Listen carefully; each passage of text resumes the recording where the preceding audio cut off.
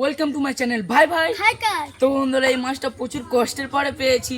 তো এখন এই মাছটা রান্না করে খাবো, তো আপনাদেরকে দেখাবো। তো ভিডিওটা শেষ পর্যন্ত দেখবেন। আমি এখন মাছটা ভালো করে ভেজে বাড়িতে নিয়ে চলে যাব। এই মাছের বড় বড় দাঁত, এর নাম দেশি পিরানহা। এই আমাদের পুকুরে পুরো ভর্তি বন্ধুরা, এর অনেক বড় বড় দাঁত। এর গালে যদি একবার আঙুল পড়ে পুরো বন্ধুরা একদম কেটে নিয়ে চলে যাবে। আমার প্রচুর বড়শি কেটে নিয়ে চলে গেছে। এর গায়ে প্রচুর আঁশ, কচি কচি। মাছটা আমি কেটে ধুয়ে বেছে নিয়ে চলে এসেছি। দেখো বন্ধুরা কতগুলো পিস হয়েছে, দেখো আমি দেখেছো? মাছের মাথাটা কিন্তু আমি খাবো।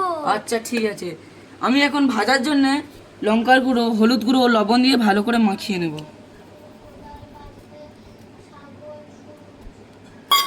দাদা কি খেতে হবে বলো? খুব টেস্টি হবে।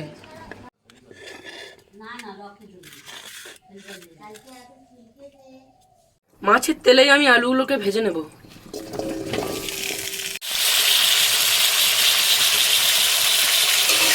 আমার আলুগুলো ভাজা হয়ে গেছে, এখন আমি এগুলো তুলে নিয়ে এই কড়াইতে মাছের তেল ঝালটা করে নেব। কড়াইতে আমি পেঁয়াজগুলো দিয়ে দেবো। আমার পেঁয়াজটা লাল হয়ে গিয়েছে, এখন আমি উপর থেকে আদা রসুন বাটা ও জিরে সর্ষে বাটা দিয়ে দেবো।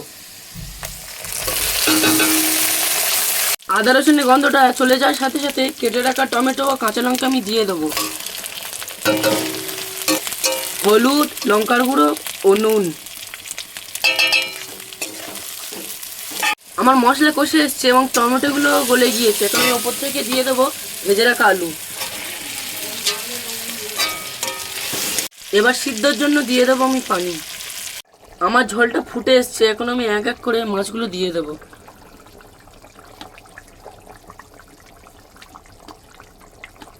ওপর থেকে দিয়ে দেবো ধনেপাতা কুচি ও কাঁচা লঙ্কা।